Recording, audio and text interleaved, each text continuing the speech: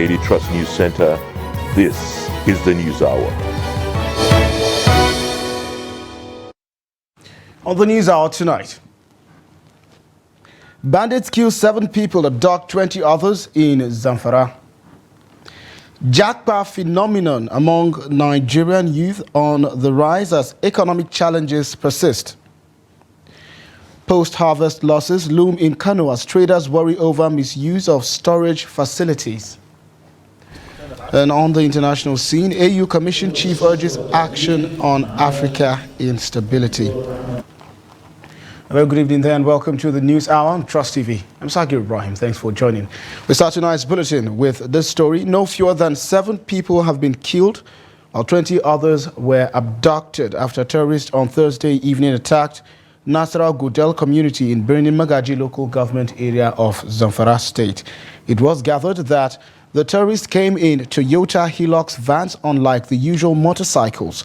According to a resident of the area, Tika Yusuf, 7 bodies have been recovered, while several others were seriously wounded. Yusuf, who noted that most of the abducted victims are women, added that the entire community has been thrown into confusion. The terrorists, said to be from Gwaska Dankaremi, stormed the community around 6 p.m. in 3 Hilux vans and went straight towards the exit of the community. He said they circled through the outside route and began shooting sporadically when most of the vigilante members in the area had gone out to help Kasheshi Kura. As of the time of filing this report, the Zamfara State Police Command was yet to react to the incident. And the menace of kidnapping is taking a new dimension as terrorists have begun recruiting young minors into the dastardly act. Only recently, 2 minors, Suraju Ruga and Sanda Bube, were allegedly lured into kidnapping by 2 suspected kidnappers, Faruku Usman and Umaru Jemu. In this report, Ishao Adamu exposes how the teenagers fall victim to the new system of recruitment into terrorism. Here's the report. Suraju and Umaru of Balio village in Binji local government area of Sokoto state were among the 15 suspected criminals paraded by the police in the states. Aged between 13 and 14, the minors were allegedly lured into kidnapping by Usman and Jemu respectively. According to Suraju, their presumed masters took them into a forest where 3 abducted persons were kept and asked them to keep eyes on them. We are invited to the police command to identify those involved in kidnapping. Those 2 men met us while rearing cattle and carried us on motorbikes to a forest where 3 persons whom they had kidnapped were kept and asked us to keep an eye on them. After a while, the kidnappers returned from town and we left. Since then, we have never gone back to the place. Teenagers were invited for the assignment after Usman and Jemu successfully abducted Haran Ekidadu, Buba Zaria and Dumana Gakweri. The 3 kidnapped victims were taken into a forest and tied up with rope before the youngsters were invited to guard them. Those boys only mentioned my name as a kidnapper, but I have never kidnapped anybody in my life. My friend sitting beside me can confirm this. You can ask him. God knows I am not a kidnapper and I have never involved myself in kidnapping operation. Police preliminary investigations revealed that the 3 abducted persons regained their freedom after paying 10 million naira each as ransom. However, 3 of the suspects confessed to having committed the offense, while the 4th one denied his involvement in the crime. We are from the same village with the youngsters. They accused us of kidnapping and that is why we are here. They are alleging that we kidnapped 4 victims who paid 10 million naira each as ransom. Sokoto State Police Commissioner Ali Kaigama said the suspects will be arraigned as soon as the police complete their investigation. Yusha Adamu, Trust TV, Sokoto. Well, there you have it. We'll now circle back to the first story, talking about the attack in Nasarawa Gudel, Benue Magaji local government area of Zamfara State. We now have joining us on the News Hour, Isho Adamu. He is Daily Trust regional editor. Isho, welcome to the News Hour. What new developments do we have? 7 people killed and 20 others abducted since Thursday. Yeah, The information we are receiving, it shows that these bandits are now on the move because of the offensive attack they have been facing from the troops from the Nigerian troops, particularly the operatives of Operation Hadrin Daji. You can recall that these bandits have started attacking villages and towns since Monday. For instance, on Monday, the Nagala and his men were engaged in gun battle with Nigerian troops, where he was critically wounded, and before he retreated to another village to ask his colleague to send a doctor to remove bullet from his body.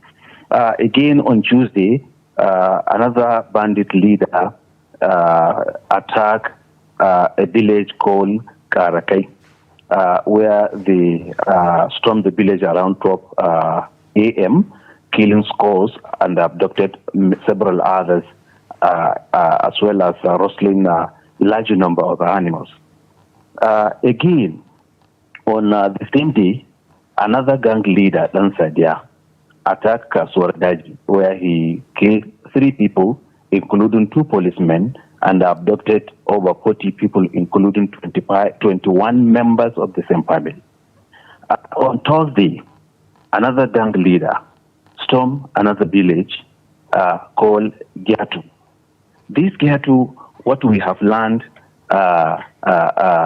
they attacked the village like 3 weeks ago, and they placed a ransom or a levy of 1.5 million. They gave them the deadline of today. As I'm talking to you now, these people, the information we receive from them is that these bandits have surrounded their village, that if they refuse to redeem their pledges, they will strike against them. This is the situation. Okay. And residents... Yes. Yeah. Just to hold you there for a second, what's the current situation of residents of this community? I mean, you gave out quite a number of attacks that has happened since the last one at Nasarawa Birni Magaji. But then again, how are the people feeling? What is on their minds? What does it look like on the streets of these communities? Do we have presence of security operatives there who are there to forestall such attacks? Is there anything regarding response time compared to when the attack started to when there was response from the security agencies? Just tell me about how and what residents of these communities are currently feeling like at the moment. This is what I am about to say, because I have spoken with some of the residents. Okay. Their opinion is that they don't have security operatives around them.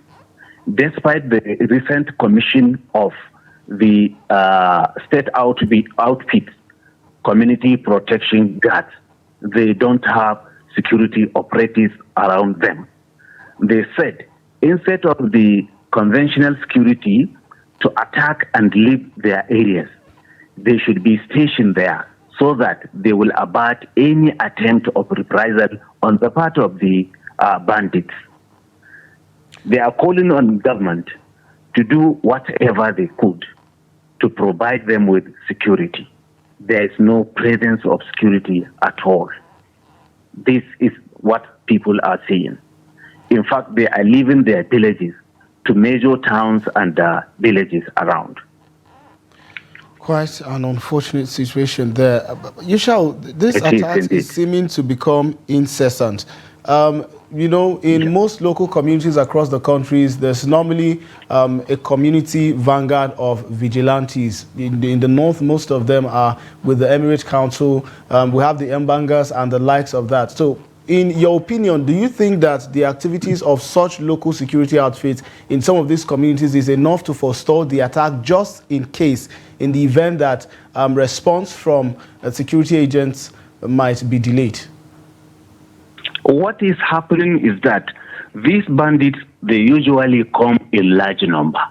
So if, for instance, they storm or they send a signal that they are going to village A, those residents have to seek for the support of another villages around them to bring their vigilante to that area so that they can confront the bandits. And like I have said, the bandits on their part, they are on the move. Maybe, for instance, if these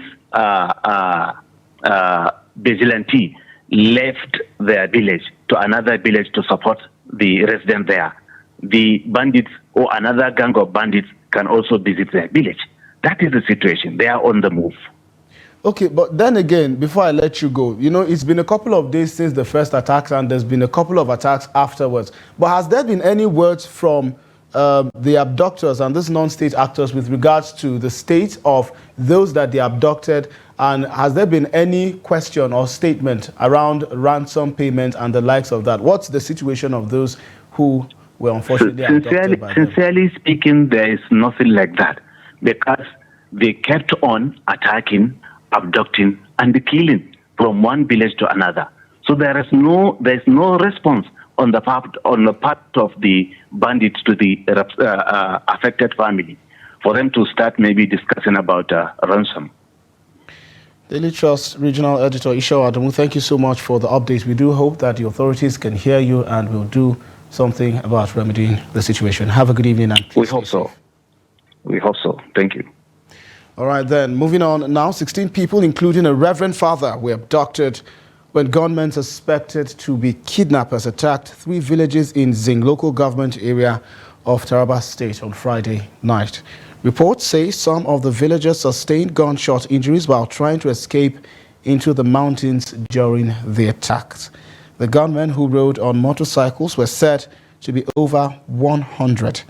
A source from the area said the gunmen were part of the bandits dislodged by the army and hunters recently at mountainous areas in Yoro local government area. The police public relations officer for Taraba State Command, SP Usman Abdullahi, confirmed the attack but said he was yet to be briefed on the actual number of people abducted. At least 9 people have been killed and 35 others kidnapped following attacks by bandits in Kwasam and Gwada communities of Kaura and Igabi local government areas of Kaduna State. Among those abducted are a retired director of the Central Bank of Nigeria, his brother, and the brother's wife. The bandits also injured 9 people during the attacks in the 2 local government areas. In Kauru local government, 6 persons were killed, 5 abducted, and 2 injured, while in Igabi local government, 3 persons killed, 7 were injured, and 30 others were kidnapped. The incident occurred around 10 p.m. when the bandits invaded the communities, targeting the residents of the retired CBN staff. Meanwhile, Kaduna Governor Ubasani has called for aggressive military operations against bandits in the state following the attacks. The governor sent condolences to the families of the victims and assured them of ongoing efforts to address the security situation. In the meantime, security forces say they're conducting operations in the affected locations.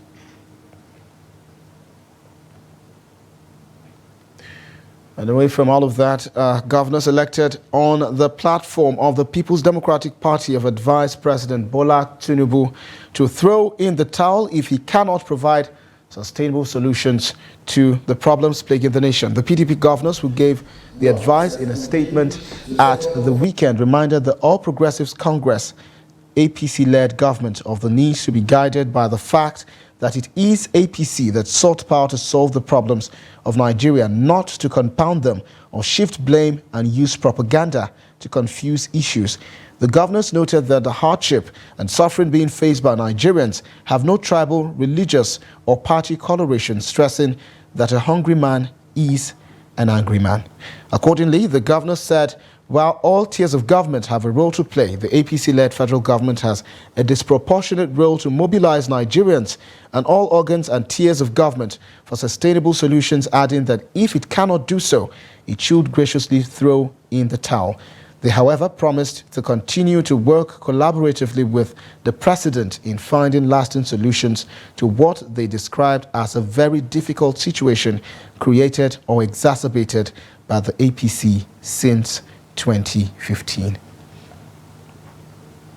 And the Federal Competition and Consumer Protection Commission has reopened Saad Stores, a supermarket located in the Garki area of Abuja. A visit to the supermarket, which is located at the Garki area of the Federal Capital Territory on Saturday, revealed that business activities are gradually picking up after it was sealed on Friday. The supermarket was sealed by an enforcement team for engaging in misleading pricing and lack of transparency in pricing. The FTCC, in a statement, said investigations revealed that Saad stores displayed lower prices on shelves and charged higher prices at checkout. According to the agency's acting executive vice chairman, Adamu Abdullahi, the commission had invited members of the supermarket management to defend themselves, but they failed to show up. He said the reopening of the store followed commitment from Saad stores to implement transparent pricing practices. Also, owing to the hazy cold weather in Kano and some parts of northern states of Nigeria, tricycle riders in Kano State are lamenting over reduction in patronage from passengers. Salim Ibrahim has more on the report. For the past 3 days, the weather has been extremely hazy in Kano State as the cold season bites harder. This has led to the majority of the tricyclists who were used to coming out on the roads as early as 6 a.m. and close by 10 a.m. courtesy of the state government restriction, now begin to work as late as 9 a.m. and 10 a.m.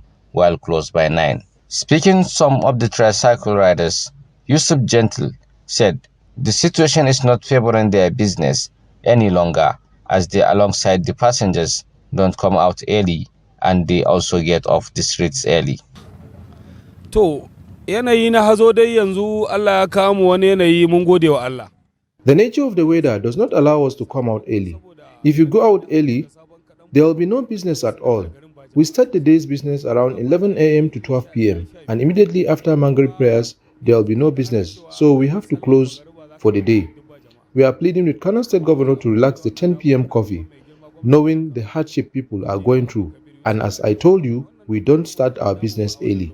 Also speaking, another tricyclist, Muhammad Sani, lamented that the reduction in patronage is currently putting them on their toes as there is no income to cover up their expenses. Where we normally pick our passengers early in the morning don't work for us nowadays because of the cold nature of the weather in Kano State, and we close around 9 to 9:30 p.m. because of the 10 p.m. curfew. Some residents said the fear for diseases is the sole reason why they avoid much movement during the hazy moment. We are pleading with the government to increase the timing of the curfew to 12 or 12:30 a.m. because passengers don't come out early due to the nature of the dusty weather. Until they are out, that is when we get something to buy foodstuff for our family. Residents are advised to mind physical contact and cover their bodies as much as possible. Salim Umar Ibrahim, reporting for Trust TV. You're watching the news hour on Trust TV. Coming up shortly. Post-harvest losses looms in Kano as traders worry over misuse of storage facility. This and of course other stories after the break. Join us again. You're welcome back. And if you're just joining, this is the news hour on Trust TV. Now recap of our major stories. Bandits kill 7 people, abduct 20 others in Zamfara. Moving on to more stories now. Following the economic crisis rocking the nation, young Nigerians are intensifying efforts to relocate to other countries, especially Europe and America, as a way of escaping the country's rising unemployment and poverty. Our data gathered by Trust TV revealed that majority of the migrants are from the country's south, southwest and north central region. Usman Bello now reports. In search of a better life, young Nigerians are migrating to Europe and America to escape the country's economic hurdles that are driving unemployment and poverty. As at April 2023, the number of Nigerians living outside the country had almost tripled from over 447,000 to 1.6 million between 1990 and June 2020, according to the Migration Control Info. The data shows majority of Nigerians in diaspora come from the country's south-south, north-central and southwest geopolitical zones. However, Trust TV uncovered that unlike the rush to Europe and America, Many low-income and middle-income families from the northern region are making their way to the Middle East and North Africa for better life opportunities. I graduated almost 5 years now, but don't have any government job. That alone is enough reason to push one to migrate for greener pasture, because even to start business, you need capital. So in my calculation, if you travel to Kuwait and stay there for 2 years, the wealth you will get in that 2 years alone, believe me, even if you retired as a civil servant, you will never get that money. So it is better for you to get that money, invest, and even provide a job for others. Faced with unemployment and difficult living conditions, Hassan Abdusalam, a Tolo, found his way into Algeria in 2021. He returned home a year later and now has his eyes on Qatar or Kuwait. I got everything I went there for in Algeria. I made fortunes, I built a house, and I did a lot of things. The rest will remain personal, but I made fortunes and I didn't face any challenge in my quest for wealth. Now I am preparing to go back there or travel out to another country like Kuwait or Qatar, because I have friends there in Qatar. Hassan's story is similar to that of Abdul Wahid, who for almost 2 decades mastered the art of traditional embroidery of royal attires. He plans to explore his talent in Qatar, where he eventually migrates.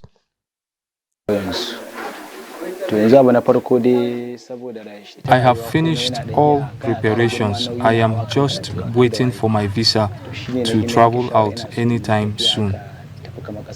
I have made part payment as deposit and I will complete the remaining when I started working there, because they will be withdrawing some percentage from my salary. But while many from the north look to the Middle East for better opportunities, sources in Qatar say it is not all that rosy, as the country's job market has seen a nosedive after the 2022 FIFA World Cup. I swear, many people here are stranded without jobs.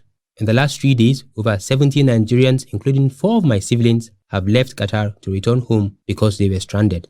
They applied for exit to be deported back to their country at no cost. In Qatar, they prefer people from other countries, not Nigeria. If you are from any other African country, you will easily get a job. Despite these challenges, many young people are still willing to take the risk.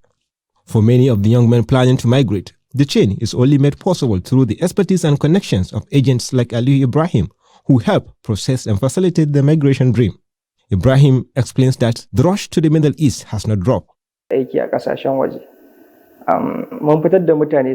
We have processed the migration of at least 30 people to many countries. For some, we process their migration to Dubai, and they're currently in cargo-related businesses and other company works in Dubai. Most of the people I processed their migration to Dubai, I only processed their visa and ticket. I am not the one securing the jobs for them. It is when they go there that they will search for job opportunities themselves, because most of them. For the Nigerian Immigration Service, it has made it clear that the service is not against Nigerians who wish to migrate, as long as those leaving the country go through legal means. Usman Bello Balarabe, Trust TV, Abuja. And men of the anti-robbery squad of Osun State Police Command have arrested 6 suspected armed robbers in Oriade local government area of the state. The policemen also arrested a phone software engineer who specializes in assisting criminals to change the International Mobile Equipment Identity Numbers, also known as IMEI numbers, of stolen phones. Trust TV's Hamid Oyegbade has more on the details. According to the police, the suspect robbed residents of Ijesha community and carted away valuables, including vehicles, plasma TV, cell phones, gold wristwatch, 8 bags of dry cocoa beans, and 620,000 naira cash. The matter was reported to police, who after investigation arrested the suspect and recovered the stolen items. The suspect confessed to the crime and pleaded for mercy. Police arrested me for robbery case. They say we stole motorcycle. That's what you bring me here. I'm begging for mercy. Mercy is triumph over judgment. So I just need mercy, and this is my first and the last. Even armed robber is not my hobby. So just have mercy, in short. The police also arrested a man for allegedly assisting criminals to change the International Mobile Equipment Identity Number of stolen phones to make it difficult for security operatives to track such phones. If I reprogram the phone, if the owner did not have IMA on the back of the phone, I will repair the IMA. So the command called on residents to always cooperate and assist with useful information that will lead to arrest of criminals. I enjoin all good people of Osun State and the residents not to feel any inhibition in giving us credible information. And they can also rest assured that any information given to us will be treated in the most confidential manner. That's a promise. The police said the suspect will be charged to court upon completion of the investigation. Amid Oyegbade, Trust TV News, Osogbo. Also, operatives of the anti-vice unit, Imo State Police Command, conducted a successful rescue operation, liberating 2 brothers from the clutches of dangerous cultists in Mbiri community, Mbatoli local government area of the state. According to the command spokesperson, ASP Henry Okoye, the arrest of the suspects was part of the command's steadfast dedication to eliminating criminal activities within the state. Trust TV's Ajibade Praise reports. Recalling their harrowing experience, one of the rescued victims shared with Trust TV News that the community has been enduring terror at the hands of this said group. The 5-man cultist gang has been carrying out their dangerous activities unchecked, waylaying people and snatching their valuables on daily basis. Little did they know that they would become victims of this notorious group. Fortunately, one of them managed to escape the scene and promptly contacted the police, who swiftly swung into action and apprehended the perpetrators. What happened? Because my brother's life was at stake, and I had to go and rescue my brother. And when I got there, I saw these men with my brother take my phone and demanded me to bring the amount of 200,000. Narrating their involvement in the crime, the 4 arrested suspects confessed to be a member of Vikings confraternity. They said the guns were handed over to them by their leader, known as Slim or Tog, who is currently at large. One of the suspects sustained bullet wounds during gun duel with the police. The 2 locally made pistols were recovered alongside dangerous substances such as alcohol, hard drugs, stolen phones, among others. Tog, number 1. So this gun here now is not mine. So I have never been in this kind of situation before. It's not mine. It's Tog's own for protection, for using it to protect Tog as number 1. The gun was not mine. But it was found on you. Belongs to who? Belongs to Slim. Who? Slim. Is Slim here? That is one of their syndicate who is at large. The command spokesperson, ASP Henry Okoye, confirmed that the Commissioner of Police, Aboki Danjuma, has issued orders for all the suspects to face the full extent of the law. Curtis, named Slim, is still at large, and efforts are on top gear to equally arrest him and make him face the full wrath of the law. We are equally intensifying efforts to make sure that we fish out the manufacturers of these locally made guns. Undoubtedly, Imo State, like several other states in the country, is grappling with significant security challenges. Addressing these issues will require concerted efforts from all stakeholders. The command urges members of the public to come forward with any useful information that could facilitate the successful apprehension and dismantling of criminal elements operating within the states. Collaboration between law enforcement agencies and the community is essential in ensuring the safety and security of all residents. Ajibade Praise, Trust TV News, Owerri. Also, 3 persons have been reported dead in an accident around Mowe of the Legos Badon Expressway in Ogun State. It was gathered that the accident was caused by a container that fell off a truck and trapped the 3 victims said to be occupants of a hobo truck without a plate number. The Ogun Sector Command of the Federal Road Safety Corps confirmed the accident in a statement on Saturday, blaming the crash on the dangerous driving. The spokesperson, Florence Okpe, said the crash was as a result of the loss of control, adding that the FRSC rescue team tried to save the lives of the victims to no avail due to the impact of the injuries they sustained.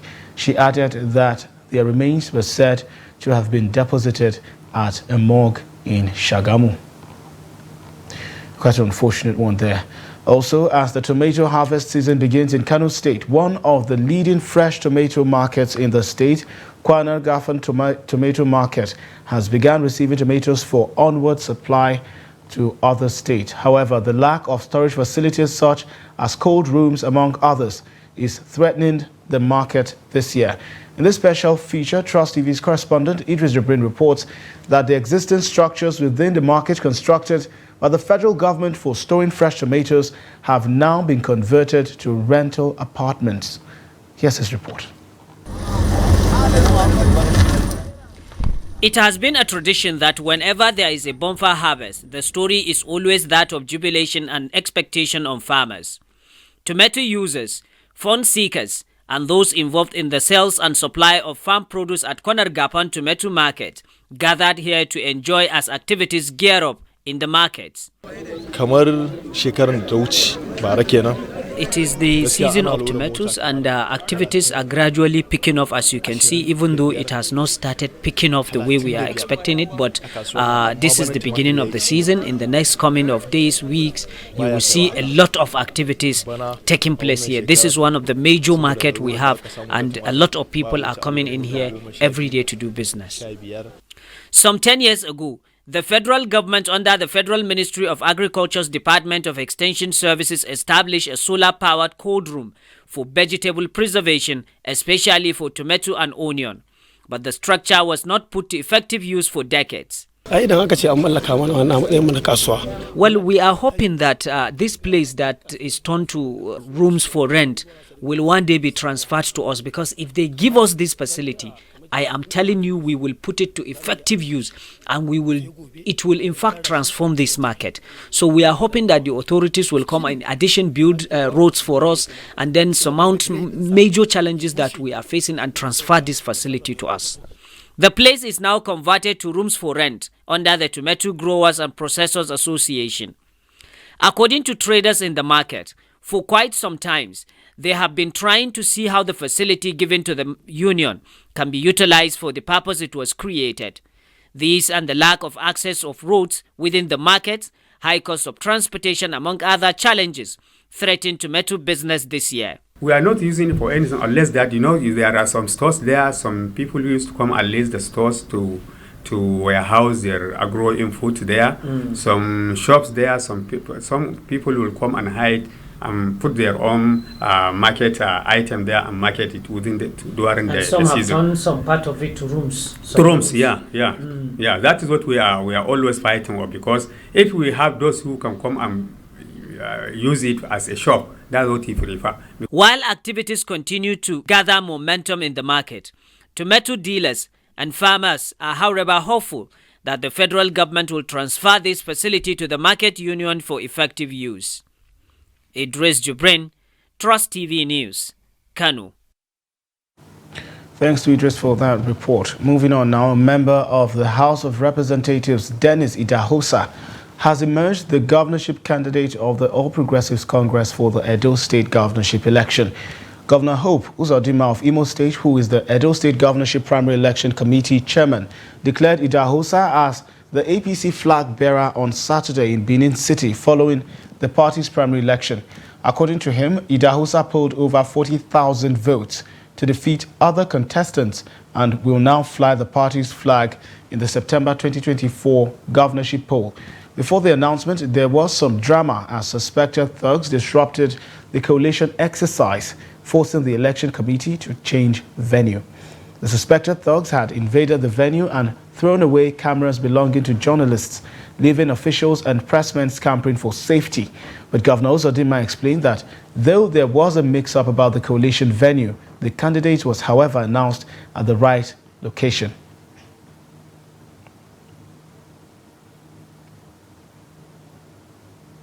And amidst the backdrop of the political turbulence, Rivers State, a cornerstone of Nigeria's economy and a vital oil-producing region, finds itself entrenched in uncertainty. The APC Caretaker Committee chairman in the state, Tony Okocha, has sounded a warning bell, suggesting that without careful intervention, Rivers State could be headed towards a perilous fate. Expressing his concerns, Okocha highlighted the difficulties Rivers State faced under Governor Siminalayi Fubara's leadership since assuming office in May 2023. Presenting a budget to a four-man assembly when you have 31, not that they are dead, not that they are under suspension. In the first place, 4 members of an assembly of 31 cannot also convene, because the law is clear, it has to be 1/3. 1/3 of 31, is 10. So how do you convene 4 persons and you go there and say you have presented budget? It's like putting something on nothing. The president said, present the budget to an assembly. And so forth and so on. 8 points. Now what the governor is doing, he is cherry picking. And is boasting that he will disobey Mr. President. And I cannot be chairman of a political party that the president himself candidated upon.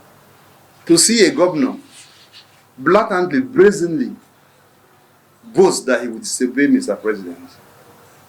And the issue again is, what is the difficulty in the governor? What difficulty does he find or does he have in presenting that same budget that he claimed to have presented to 4? In presenting to 27 assembly members. They are waiting for him. They have written him severally.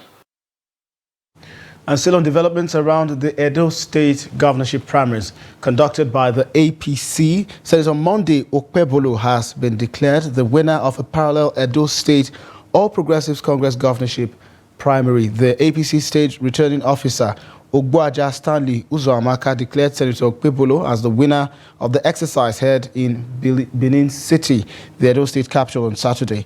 His declaration came just after Governor Hope Uzodinma of the Imo State, who heads the APC election committee for Edo State, announced Dennis Idahosa as the winner of the poll. But the group has dismissed Uzodinma's declaration, maintaining that the Imo governor's post is only ceremonial. The election conducted by the Uzodinma group was marred by disruption from suspected thugs who stormed the Results Coalition venue in the GRA area of Edo State. They threw away chairs and cameras mounted by journalists, a development that saw APC officials and pressmen scampering for safety. The drama forced the election officials to change the venue of the coalition exercise. And away from South Nigeria to the northeast, Benue State Governor Babagana Zulum has assured that his administration will work to ensure sustained peace in the state. Governor Zulum stated this at the Kanami Borno Cultural Summit Colloquium in Maiduguri. According to the governor, the event, which is being hosted after more than a decade of insurgency, indicates that peace has returned to the state and the northeast region. He urged to foster peace and build resilience through its 25-year development framework and ensure the promotion, values and cultural heritage of the Kanem Empire. The Minister of Arts and Culture, Hannatu Musawa, in a remark said the ministry will establish an international museum of the Kanem Empire in Abuja to showcase the rich cultural heritage of the Kanuri tribe. Present administration is much committed to the preservation and the promotion of our culture and demonstrated in the various supports given to the Kano State Council for Arts and Culture to participate in national cultural events where many laurels were won and fame.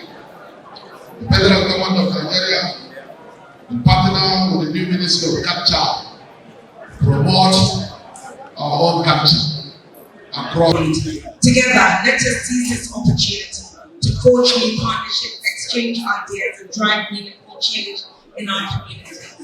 One of the great things that the presidents of Nigeria did was to create this Ministry of Art, Culture, and Creative Economy.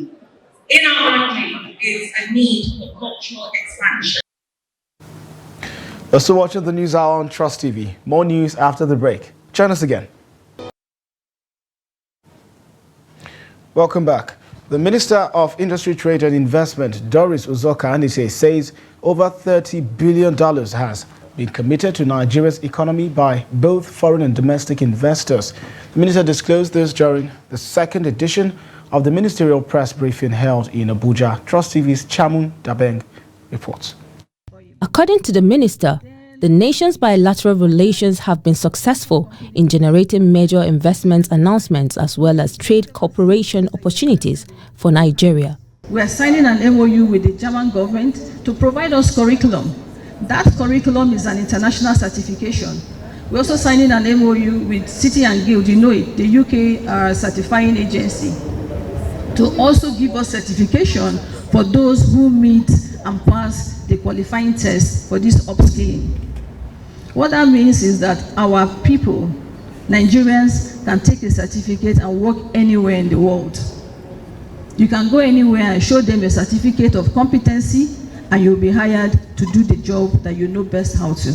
And you can earn a commensurate income for your own abilities and your competency. The minister disclosed that Nigeria is presently negotiating its position in the African Continental Free Trade Area, AFCFTA, which is believed to be the world's largest free trade area, with a combined GDP of $3.4 trillion and providing access to a market with over 1.3 billion people dispersed across 54 African Union member states. Now we're creating a Nigerian version here to support our SMEs to be able to facilitate trading and increase global market access for them. On the back of that, we have a call center that helps us to reach to them and them to reach us to be able to remove whatever bottlenecks that they have to make it easier for them to trade. We've gone into a number of bilateral agreements and you will see the impact of all of that. Uzo Anite revealed that the federal government is working towards empowering 10 million artisans in the next 2 years, stating that they will be trained under the Skill Up Artisans program. She added that the government is also targeting another 1 million job creation in talent exchanging program, which will enable Nigerians to work abroad. And to talk more on business, Chiamaka Nwafo is standing by.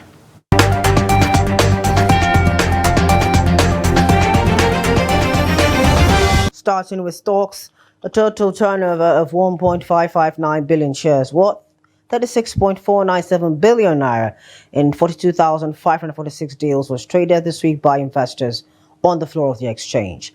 The financial services industry led the activity chart, followed by the conglomerates industry, while consumer goods came third. The NGX All Share Index and market capitalization appreciated by 3.79% to close the week at 105,722.78 basis points and 57.850 trillion naira respectively. 35 equities appreciated in price during the week, with 51 equities depreciating, while 68 equities remained unchanged. Africa's economic growth fell to 3.2% last year from 4.1% in 2022, the African Development Bank said on Friday, but projected higher growth this year for all regions except Central Africa. The AFDB said political instability and China's economic slowdown were compounding the shocks of COVID-19 and Russia's war in Ukraine. The final figure for 2023 was below the 3.4% growth the AFDB had forecast in November.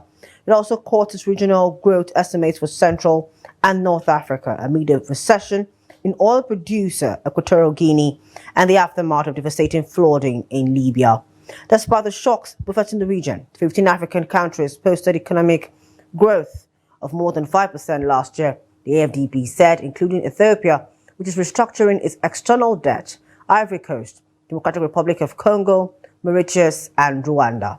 The bank forecast faster growth in all regions except for Central Africa in 2024, with Southern Africa seen as remaining the laggard at 2.2% compared with 5.7% in East Africa. That's how much we have on business. I am Chiamaka Nwafo.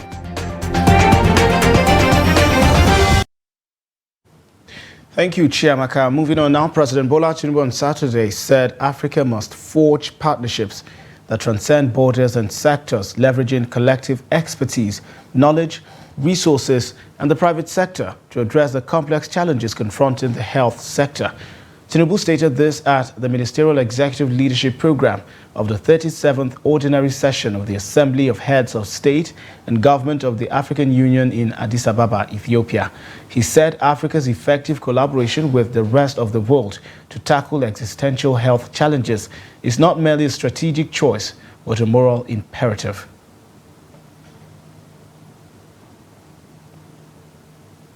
On the international scene, the chairman of the African Union Commission has called on leaders to tackle conflicts in the continent and condemned a series of coups in some African countries. Musa Faki Mahamat made the call on his first day of the two-day AU summit. The war in Sudan and instability in the Democratic Republic of Congo are at the top of the African bloc's agenda. The conflict between Israel and Hamas, poverty, climate change and education are other key topics to be discussed. In his remarks to delegates at the summit in the Ethiopian capital, Addis Ababa, Faki, who heads the AU Secretariat, which manages the day-to-day activities of the bloc, said he was extremely worried about a litany of difficulties facing the region.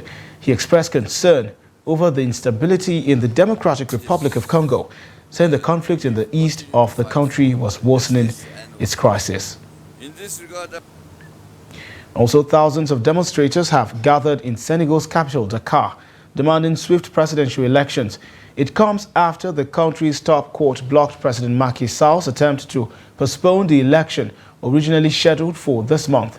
Sall's last-minute decree, backed by Parliament, had triggered a political crisis in Senegal, once regarded as a bastion of democracy in West Africa.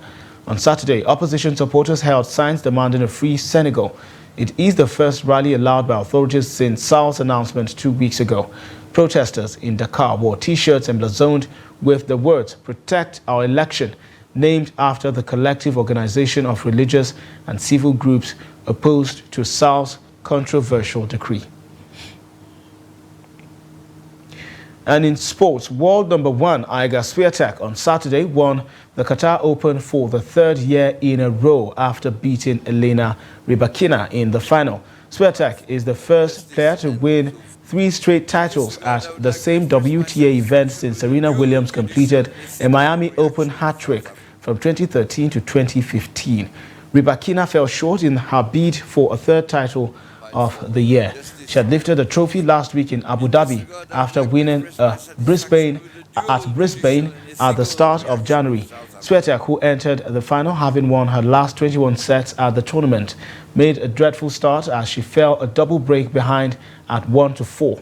She saved 2 set points early in the second set before putting her foot down to sweep into a 3-1 lead. A second break of the Kazakh in the 7th game left Swiatek on the cusp of victory, which she wrapped up in 2 hours and 19 minutes. And also, Rodri's goal picked a point for Manchester City to deny Chelsea victory and maintain his side long unbeaten home record. Raheem Sterling gave Chelsea the lead before halftime off a brilliant counter-attack, meeting Nicholas Jackson's cross to curl a shot home. Well, Erling Haaland had a worst miss coming when he headed wide from Kevin De Bruyne's cross. The citizens were facing their first home league defeat since November 2022 until Rodri struck 7 minutes to go. The draw sees City drops to third in the table, 4 points behind leaders Liverpool. With a game in hand, Chelsea minutes at 10th on the log. Meanwhile, Liverpool and Arsenal post emphatic wins earlier on Saturday. Mohamed Salah scored on his return from injury as Liverpool beat Brentford. Also, Darwin Núñez put Liverpool ahead with a superb chip before Alexis McAllister poked in a second at the G-Tech Community Stadium.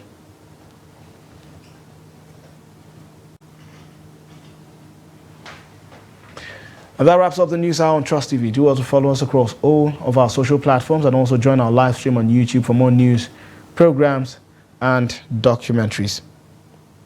I'm Tagir Ibrahim. Thank you so much for watching and have a good night.